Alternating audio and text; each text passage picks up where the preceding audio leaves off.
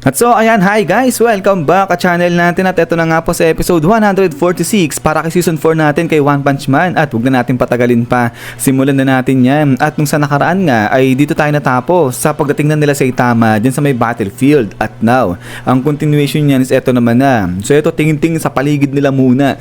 Itong sila sa Itama dyan, di pa sila nakakibo pero ito sa kabilang banda si King napanganga na, sabi niya nga dyan, teka lang, nandito na siya at ito nga ngayon sigaw na. Ito si King sabi niya nga dyan, Saitama! Si Tokita, grabe.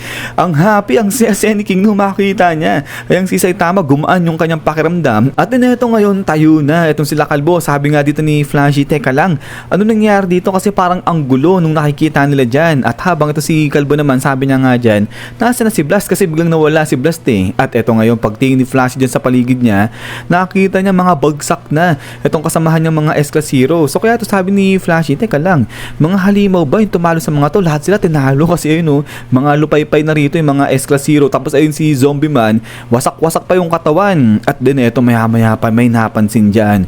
Etong si Saitama at Sahanga, etong si Flashy. At eto ngayon nakita nila etong si Garo na nakatingin sa kanila tapos nakatayo lang. So ito sabi nga ni Flashy, isang halimaw. But din eto nga nagkatitigan na dyan etong si Garo at Sahanga, etong si Saitama. So ito sabi nga ni Garo, mga heroes. At din after nga niyan, eto nga dali-dali takbo na nagdash etong si Saitama. So kaya ito medyo na-alarma ng bahagya etong si Garo. So tingin-tingin siya dyan kay Saitama. Pero ito nga dinaan lang ni Saitama na parang wala lang etong si Garo. So yung si Garo nakatayo lang dyan. Pero kapag lagpas sa kanya ni Saitama, ay ayun, tingin-tingin lang si Garo dyan kay Kalbo. So wala pa rin imik dito etong si Garo. At din maya-maya pa ay dito na nga ngayon huminto, nag-break na etong si Saitama. At ito ngayon nakita niya etong kalagayan ngayon ni Genos. So grabe, wasak talaga etong si Genos nga dyan. At eto, una tahimik lang etong si Saitama, hindi pa siya nagsasalita. But din maya pa, ay eto na nga, nagsalita na si Kalbo. Sabi niya nga dyan, Genos, okay ka lang ba? Sinira ka na naman nila, sabi niya ganyan. But din eto nga, salita na etong si Genos na parang ayun nga, parang gumaan din yung kanyang pakiramdam. Sabi niya nga dyan, Master. So yun, so binati niya lang etong kanyang Master. At then after nga niya, ay eto nga ngayon, nagdidilim dito yung paningin ni Saitama. Sabi niya nga dyan, teka lang Genos, ayun ba yung may gawa sa'yo yan? Sabi niya ganyan. So yung referring dito, tinuturo yung sigaro. Pero salita, itong si Genos sabi na nga dyan na hindi yung halimaw na yan. At yung nangyari sa kanya dito, may kinalaban siya ng mga executive. So yun, yung may gawa sa kanya niyan. Pero si King, tinalo na raw, tinapos na yung mga halimaw na yun gamit yung kanyang secret ultimate technique. At so ito ngayon, napaisip itong si Kalbo. Sabi niya nga dyan, teka lang, may secret technique si King, ginagamit niya lang yan na kapag naglalaro kami ng game. Sabi niya ganyan, sa video games niya lang daw pinapakita yan. But din ay maya nagsalita pa eto si Genos, sabi niya nga dyan, pero may something off sa halimaw na to regarding nga o referring kay Garo dahil yung energy nga raw o yung reading na nababasa ni Genos dyan kay Garo katulad ng high speed energy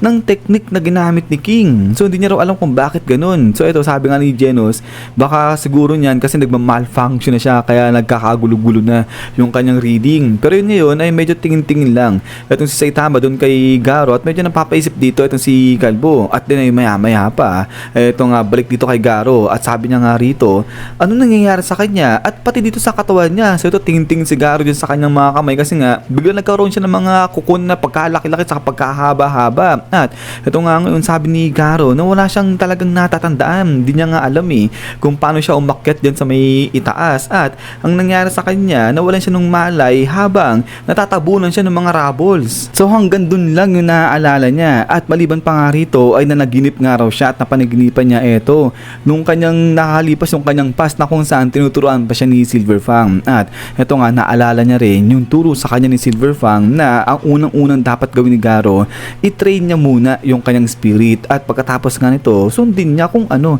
yung sinasabi ng kanyang puso. At din pagkatapos nga niya is bang!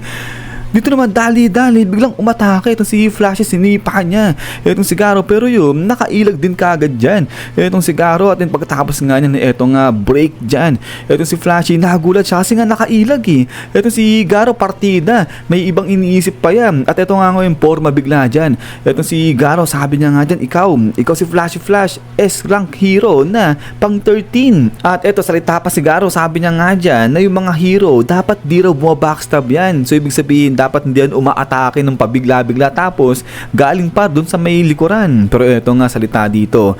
Ito si Flash, sabi niya nga dyan na ito pa si Garo kabilang siya dun sa mga nakasurvive na halimaw na miyembro ng Monster Association. So ngayon sabi ni Flashy, nasa na raw yung boss ng mga halimaw? Nasa na yung boss niya? Sabi niya ganyan. Ba't din ito nga sagot dyan?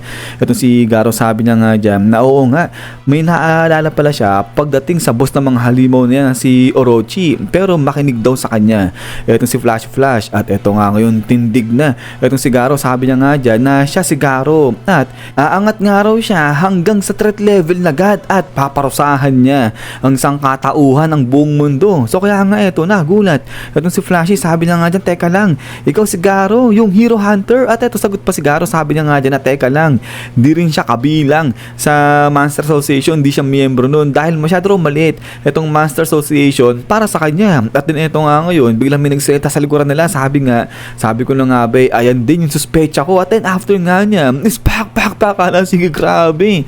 So dito sa pool si Garo, saka nga ito si Flashy at ito biglang dumaan lang sa kanila. Ito si Platinum, sabi nga ni Platinum dito, teka lang, makikiraan lang muna ako, sabi ng ganyan. So grabe, sobrang bilis ng halimaw na nga na to. At ito nga ngayon is bam, hala, sige. So ito, salag-salag nung dalawa yung ginawang pag-atake sa kanila ni Platinum. At ito nga ngayon salita na itong si Platinum, ito habang nakatingin siya kay Garo, sabi niya nga rito, nakaka-disappoint daw itong si Garo dahil naging halimaw na nga raw siya lahat-lahat pero ganun pa rin nare-reject niya. Itong mga kasama niyang halimaw ayaw niya makipagtulungan. At ito tuloy pa ngayon dito ni Platinum, talaga nagigigil siya na dapat daw una pa lang ay pinatay niya na ang si Garo. Ba't na ito nga ngayon tayo na ulit itong si Flashy at pag na siya dyan, kala mo lang nangyari. At ngayon sabi nga ni Flashy rito, panibagong halimaw na naman. Pero salamat nga raw kasi nagpakita kagad sa kanya itong halimaw na to. So ngayon wala na raw problema itong si Flashy dahil pwede niya raw tapusin ng sabay ang si Garo saka nga ang si Platinum. At ito ngayon tingin na si Flashy dun sa dalawa, sabi niya nga dyan na ngayon saksihan nila yung kanyang S-class na absolute technique. At then after nga niya na ito naman baling kay Garo. So dito sabi naman ni Garo na kahit kailan ay hindi siya umatras sa laban at ngayon lahat nga raw ng gumagawa ng absolute evil, mapahiro ka man o mapahalimaw, lahat daw yan paparusahan ni Garo at siya yung magiging simbolo ng fear at aangat nga raw siya sa pagiging Diyos. So grabe, Diyos na yung gustong ma-attain nito ni Garo. So kaya nga ito biglang sabi ni Garo sa dalawa, sige, bring it on, sabi niyang ganyan. At then pagkatapos nga na ito nga ngayon biglang sabay-sabay nang umatake. Ito si Platinum, si Flashy, saka nga ito si Garo. At ito nga ngayon is pak.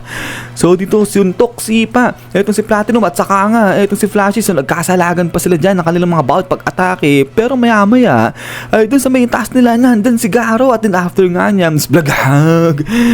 Grabe, sobrang lakas ng impact nito ng atake ni Garo. So yun, atras dito, ilag si Flashy at saka nga ito si Platinum. At after nga niya boom.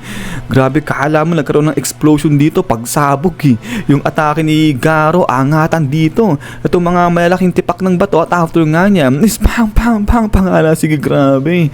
So dito ang ganda, kala mo nagkaroon na ng mga parang meteor yung sa lugar dito nila Garo at sobrang bilis nung ginagawang pag-atake nung tatlo. So yun, parang kala mo naging constellation yung itsura nga nila dyan. At then pagkatapos nga nito is yan guys, so hanggang dito lang ito sa episode 146 natin. At so ayan, ang tindi ng episode nga ngayon, may pasabog sa dulo at eto nga nagsimula na magbakbakan dyan. Itong sila Flashy, si Garo, saka nga si Platinum. Pero yun nga guys ay ulit ay maraming salamat sa wala sa pag-support at panood dito kay One Punch Man natin. So hintay-hintay lang para sa next episode na to. So yun, so God bless yung lahat, lagi mag-ingat at kita-kits tayo ulit.